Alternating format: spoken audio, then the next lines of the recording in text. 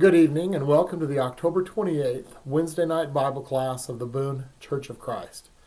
You know, when you've failed someone or you've let someone down, how easy is it to return to them and recommit to them and reestablish a relationship with them? Well, it depends, doesn't it? Isn't it at least in part determined by the person that you're recommitting to? You know, if they make it hard on you or they hold it over your head, well, it can be difficult. But if they're consistently on your side, though, it makes it a whole lot easier, doesn't it? We don't feel completely vulnerable if someone's on our side because we feel safe. We know that we are loved. Well, tonight we're going to talk about our faithful and loving God. And we're going to frame our discussion from some experiences in the prophet Jeremiah's life.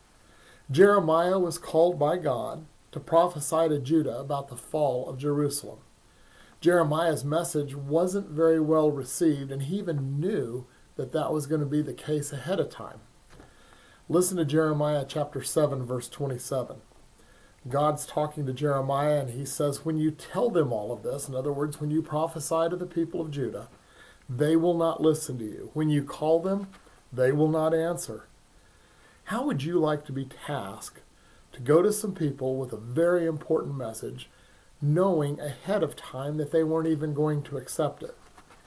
That was the situation that Jeremiah was in. And because of his great difficulties and the hardships associated with his mission, he became known as the weeping prophet.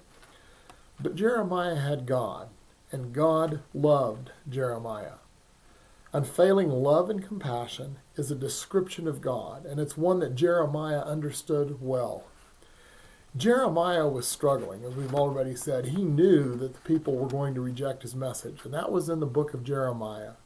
Well, here in Lamentations, which Jeremiah also wrote, a whole new level of sorrow had set in. While the book of Jeremiah documents Jeremiah's efforts to warn the people about the fall of Jerusalem, the book of Lamentations documents the time frame following the fall of Jerusalem and the burning of the temple.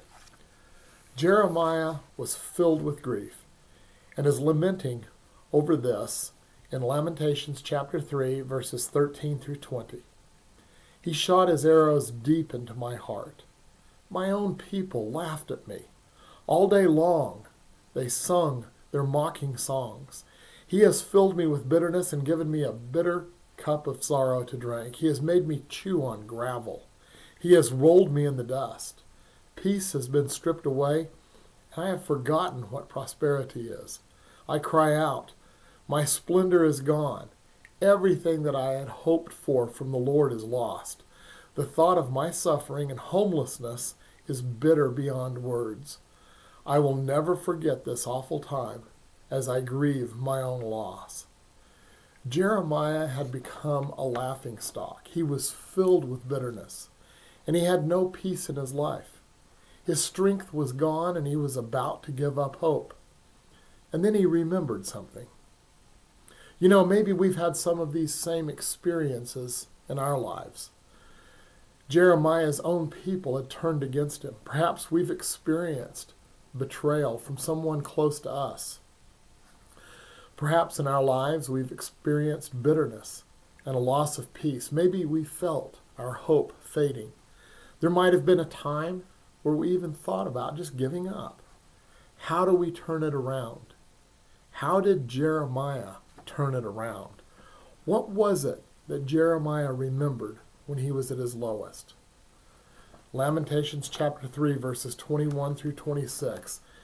In the preceding verses 13 through 20, we saw just how much in despair Jeremiah was. But this is what he says in verses 21 through 26. Yet this I call to mind, and therefore I have hope. Because of the Lord's great love, we are not consumed, for his compassions never fail. They are new every morning. Great is your faithfulness. I say to myself, the Lord is my portion, therefore I will wait for him. The Lord is good to those whose hope is in him, to the one who seeks him. It is good to wait quietly for the salvation of the Lord. So let's take a closer look at Jeremiah's words. First, Jeremiah gives us a great description of God.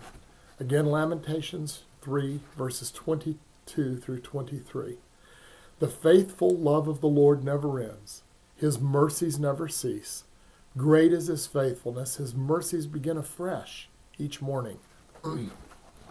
Jeremiah points out that God's love is unending.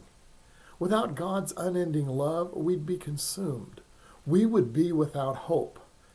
You know, the sooner we figure out that God's love has no end for us, and the sooner we accept it, the better off spiritually we will be. We will realize that no matter what, God is on our side. Even when things look the worst, we can see God's love for us. The second thing that we have in Jeremiah's description is that God's compassion is unfailing. Have you ever said, I just can't care anymore? Sometimes we just get to the point where, we care and we care and we care, and it just seems like the tank is empty. God has never experienced that. His compassion is unfailing. He never stops caring. God's faithfulness is great, is another attribute of God's love that Jeremiah points out here. His faithfulness is great. That means he will never withhold his love and compassion for us, ever. And he'll always keep his promises to us. Lastly, Jeremiah reveals something to us about God's attitude, especially God's attitude towards us. Every day is a new day.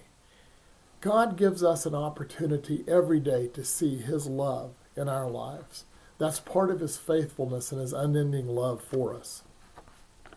So Jeremiah gives us a great description of God. Not only does he give us a great description of God, but he tells us how we should respond to him. Listen to Lamentations chapter 3, verses 24 through 26. Jeremiah says, I say to myself. And so that's the beginning of Jeremiah's response to God. And we can learn a lot about how we ought to respond to God's faithfulness and his unfailing love for us through Jeremiah and how he responds. We should exhibit, I'll finish reading the verses. I say to myself, the Lord is my portion, therefore I will wait for him. The Lord is good to those whose hope is in him, to the one who seeks him. It is good to wait quietly for the salvation of the Lord. From this reading, we understand, as Jeremiah did, that we should exhibit patience and faith. Patience is so important. Living by faith takes patience and trust in God. Things are not going to happen according to our timetable. So we're going to need to develop a big picture, long-term, spiritual perspective. Also, we need to demonstrate a committed hope in God. We can only do this committed hope in God, if we've decided to quit trusting in ourselves and start trusting in God. And third, and this is our challenge on this one, it all depends on this. We need to seek God and who God is, his very person, his unending love, his faithfulness, his compassion that's unfailing, and his attitude towards us ought to encourage us to seek him. So are we seeking God? And there's two questions let's consider here for a moment. First, do you desire to know God's will? Listen to Ephesians chapter 5, verses 15 through 17. Paul writes, be very careful then how you live, not as unwise, but as wise, making the most of every opportunity, because the days are evil. Listen to this part. Therefore, do not be foolish, but understand what the Lord's will is. Do we desire to know God's will? It's so easy to say yes, but the answer isn't discovered in our words, is it? It's seen in what we do. We have to be careful about automatically saying that we want to know God's will. We can be self-deceived in the process. Are we really seeking his will? Are we routinely going to God's word with a humble heart? Or do we sometimes try and interpret the Bible by attempting to make it fit our desires and our self-will. If we're going to seek God, if we really want to know him, then we have to be seeking to know his will. Second, do you desire to do God's will? We can't do what we don't know, so we have to determine, of course, as we've said, to know God's will. To seek God means to seek his will. Once we know his will, then the question becomes, do we do his will? Are we trying to live out God's will in our lives? Again, it's so easy to say yes, but the answer isn't discovered in our words, it's seen in what we do. Jesus challenges us to live out God's will in our lives. In John chapter 14 and verse 15, he says this, "If you love me, obey my commandments."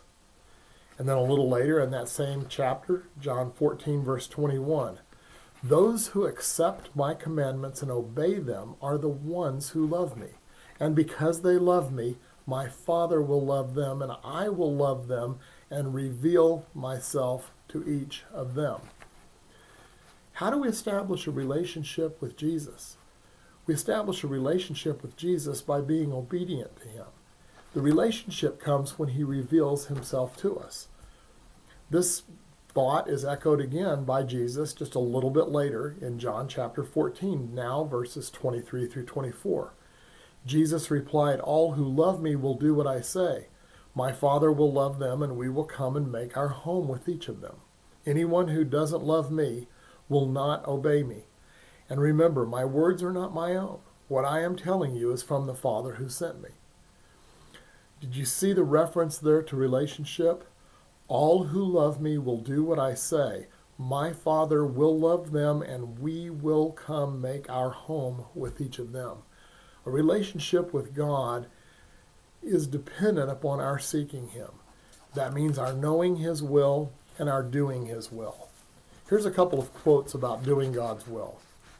"There are no ifs in God's world, and no places are safer than other places. The center of his will is our only safety. Let's pray that we may always know it." That's from Corrie ten Boom. Here's one from Elizabeth Elliot. "The will of God is not something you add to your life. It's a course you choose. You either line yourself up with the Son of God, or you capitulate to the principle which governs the rest of the world." If we are going to be seeking God, if we really want to know him, then we have to be seeking his will. And here's the thing. We have but one life in this world to seek God. So are you seeking him? Doesn't knowing the God we serve make seeking him a whole lot easier? Our God knows no end in his love for us. His compassion for us is unfailing. Even when we sin and we reject him, he never stops wanting the best for us. His faithfulness is great. He has never once made a promise that he will not keep. Everything he's promised us about being blessed in this life and in the life to come is ours. Everything that he has in store for us, he's protecting by his great power. And everything that he has for us, he's protecting us as well by that same great power. So let's commit to anchor our lives into God's unfailing love.